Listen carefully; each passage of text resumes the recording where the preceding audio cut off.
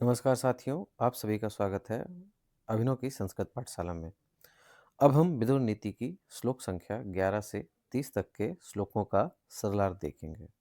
तो चलिए आज का वीडियो शुरू करते हैं। पूजनीया महाभागा पुण्याश्च गृहदीप्तया स्त्रियः श्रेयो गृहस्योक्ता तस्माद् रक्षा विशेषता। विदुर जी कहते हैं कि स्त्रियां घर की लक्ष्मी कही गई हैं। पुण्याश्च गृहदीप्तया सौभाग्यशाली होती हैं। स्त्रियः श्रेयो घर की शोभा होती हैं। गृहस्य उनकी रक्षा हमें विशेष रूप से करनी चाहिए। अगला श्लोक, पितुरंतः पुरम दद्यान मातुर्दद्यात् महानसम गोशुचात्म समम दद्यात् स्वयमेव कृषिम व्रजेत। व्रजेत, कुछ लोग व्रजेत का अर्थ लगाते हैं छोड़ना, छोड़ना नहीं, धारण करना। अंतःपुर की रक्षा का कार्य पिता को सौंप दें। रसोई घर का प्रबंध माता के हाथों में दे दे। गौओं की सेवा में अपने समान व्यक्ति को नियुक्त करे और कृषि का कार्य स्वयं करे। भृत्यैर्वाणिज्यचारं च पुत्रैः सेवेत च द्विजान् अद्भ्यो अग्निर्ब्रह्मता छत्रमश्मनो लौहम् उत्थितम् तेषां सर्वत्रगं तेजः स्वासु योनिषु शाम्यति नित्यं सन्तः कुले जाताः पावकोपमतेजसः क्षमावंतो निराकारा काष्ठे अग्निर्युसेरते। अर्थात सेवकों के द्वारा, भृत्यों के द्वारा वाणिज्य व्यापार इत्यादि और पुत्रों के द्वारा द्विजान सेवा, ब्राह्मणों की सेवा करें। जले जल से अग्नि, ब्राह्मण से क्षत्रिय और पत्थर से लोहा पैदा हुआ है। इनका तेज सर्वत्र व्याप्त होने पर भी अपने उत्पत्ति स्थान में शांत हो जाता है। कहीं और ये कितनी भी इनके अंदर तेज हो, पर जब ये अपने उत्पत्ति वाले स्थान पर पहुंचते हैं तो समन हो जाता है इनका। इसी प्रकार नित्य संता कुले जाता, अच्छे कुल में पैदा होने वाला अग्नि के समान तेजस्वी पावकोपम तेजसा क्षमावंतो निराकारा, क्षमाशील और निराकार यानी विकार शून्य।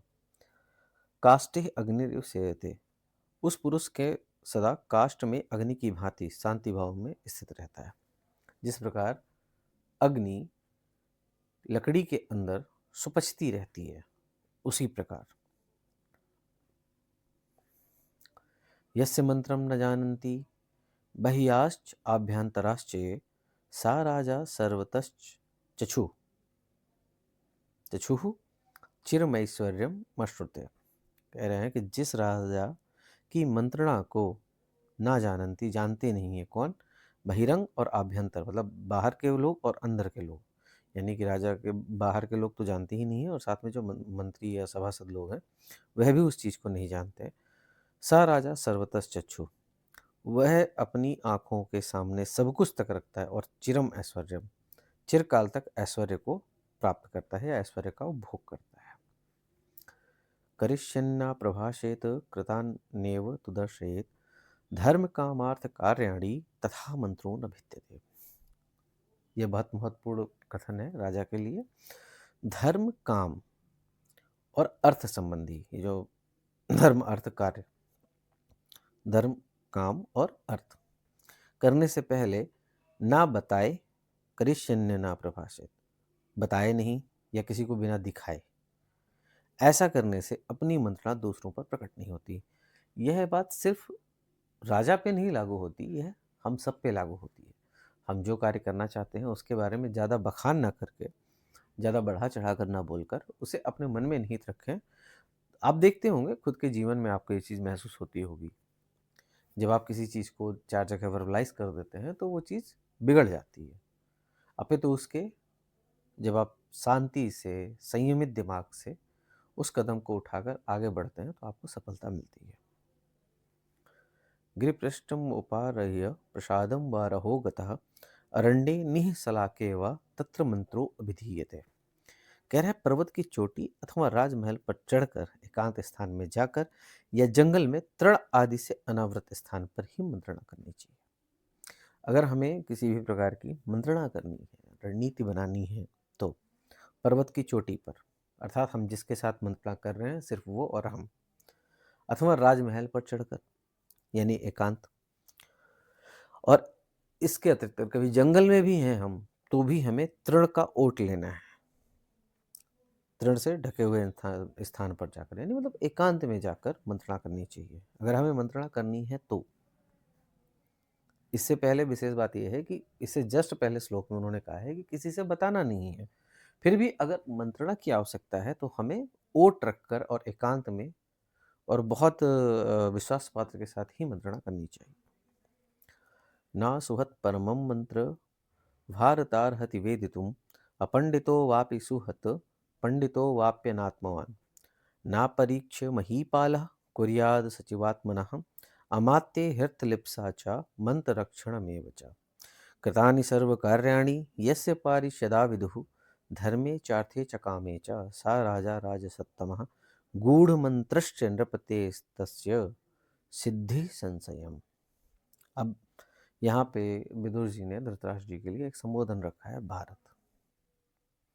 जनरली DSSB कभी कभी पूछ लेता है भारत का उद्बोधन किसके लिए किया गया है। वह यह कॉन्टेक्स्ट नहीं देता कि विदुर नीति में भारत किसके लिए कहा गया है, पर वह प्रश्न पूछ लेता है भारत का उद्बोधन या भारत संबोधन किसके लिए किया गया है। ऑप्शन में वो आपको दे देगा अर्जुन, धृतराष्ट्र, युधिष्ठिर, भीम। ऑब्वियस सी बात है, हम सबके दिमाग में ये रहता है कि गीता में बार बार भारत शब्द अर्जुन के लिए श्री कृष्ण ने प्रयुक्त किया है। इसकी वजह से हम ये गलती कर देते हैं कि अर्जुन सही उत्तर है, जबकि सही उत्तर क्या होगा, धृतराष्ट्र, क्योंकि आपके सिलेबस में लगा हुआ है विदुर नीति। अब वापस आते हैं अर्थ पे। भारत जो मित्र ना हो, मित्र होने पर भी पंडित ना हो, अर्थात ज्ञानी ना हो, और ज्ञानी होने पर भी जिसके मन में वश ना हो, जिसका मन खुद के वश में ना हो, यानी वह अपने मन के अधीन चलता हो, उसका मन उसके अधीन ना हो, वह अपनी गुप्त मंत्रणा जानने योग्य नहीं है। जैसा कि पहले श्लोक में बताया कि मंत्रणा करनी है, पहली बात तो करनी नहीं है, अगर करनी है तो किसके साथ करनी है, और अगर हम कर रहे हैं तो उसके लिए योग्य व्यक्ति कौन है। तो मित्र हो, मित्र होने पर पंडित भी हो यानी ज्ञानी हो, और ज्ञानी होने के साथ साथ उसका जो मन है वो उसके वश में हो, न कि वह अपने मन के वश में हो। राजा अच्छी तरह से परीक्षा किए बिना किसी को अपना मंत्री ना बनाओ, क्योंकि धन की प्राप्ति और मंत्र की रक्षा का भार मंत्री पर ही रहता है। जिसके धर्म, अर्थ और काम विषयक सभी कार्यों को पूर्ण होने के बाद ही सभासदगण जान पाते हैं, वही राजा समस्त राजाओं में श्रेष्ठ है। अपने मंत्र को गुप्त रखने वाला राजा निसंदेह ही सर्व सिद्धि को प्राप्त करता है। अप्रशस्तानि कार्याणि यो मोहाद अनुतिष्ठति सा तेषां विपरीभ्रंशात् भ्रंशते जीवितादपि। जो मोहवश बुरे कर्म करता है वह उन कार्यों का विपरीत परिणाम होने से अपने जीवन से भी हाथ धो बैठता है। कर्मणा तो प्रशस्तानाम अनुष्ठानम सुखावहम तेषामेवाननुष्ठानम पश्चातापकरम मतम।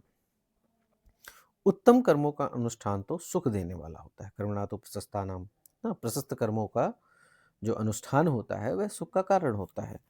तेषामेव अनुष्ठानम, किंतु उसका अनुष्ठान न किया जाए, अगर सुख कारणी कर्म को ना किया जाए या सुख कारणी कर्म का अनुष्ठान ना किया जाए तो वह पश्चाताप कर्म मतम, पश्चाताप कर मतलब पश्चाताप करने योग्य माना जाता है, ऐसा विद्वज्जनों का मानना है। अनधीत्य यथा वेदान ना विप्रा श्राद्धमर्हति एवं एवं श्रुत षाड्गुण्यो ना मंत्रम श्रोतुमर्हति। यह बहुत महत्वपूर्ण प्रश्न श्लोक है। इस श्लोक में सद्गुणों के बारे में बताया हुआ है, हालांकि सद्गुणों के नाम अलग से नहीं दिए हुए, इसलिए मैंने इसमें अर्थ में रख दिया है। जैसे वेदों को पढ़े बिना ब्राह्मण श्राद्ध का अधिकारी नहीं होता, अर्थात अगर आप कोई ब्राह्मण ब्रह्म कर्म करा रहा है, श्राद्ध कर्म इत्यादि करा रहा है, तो उसके लिए उसे वेदों को जानना अत्यंत आवश्यक है। उसी प्रकार संधि, विग्रह, यान, आसन, द्वैधि भाव और समाश्रय। इन 6 गुणों को जाने बिना कोई भी गुप्त मंत्रणा सुनने का अधिकारी नहीं होता। स्थान वृद्धि क्षयज्ञस्य षाड्गुण्य विदितात्मनः अनवज्ञातशीलस्य स्वाधीना पृथ्वी। राजन, जो संधि विग्रह आदि 6 गुणों की जानकारी के कारण प्रसिद्ध है, स्थित वृद्धि और ह्रास को, मतलब प्रसिद्धि क्या है, उसकी स्थिति क्या होगी, कहाँ उसके राज्य में वृद्धि होगी और कहाँ उसको ह्रास होगा, को जानता है, उसके स्वाभाविक सब लोग प्रशंसा करते हैं। उस व्यक्ति की स्वाभाविक है, प्रशंसा होगी ही कि वह अपने कार्य में श्रेष्ठ है। उसी राजा के अधीन पृथ्वी रहती है। अमोघ क्रोध हर्षस्य स्वयं कृत्यान्वेक्षिणः आत्म प्रत्यय कोशस्य वसुदैव वसुंधरा। अब कह रहे हैं कि जिसके क्रोध और हर्ष व्यर्थ नहीं जाते, अगर वह क्रोधित हुआ है तो वह व्यर्थ नहीं होगा, और अगर वो हर्ष की स्थिति में है, बहुत खुश है, तो भी वो व्यर्थ नहीं होगा। जो आवश्यक कार्यों की स्वयं देखभाल करता है और खजाने की भी स्वयं जानकारी रखता है, उसकी प्रवृत्ति पर्याप्त धन देने वाली होती है। जिसे अपनी प्रजा के बारे में संपूर्ण ज्ञान होता है, प्रजा की अच्छाई और प्रजा की बुराई, या प्रजा में रहने वाले लोगों के बीच में उसकी क्या छवि है, इन सारी चीज़ों का जिसको ज्ञान होता है, उसको उसकी जो वसुंधरा, और जिस जिस भूभाग्य का वह स्वामी है, वह भी पर्याप्त धन प्रदान करती है।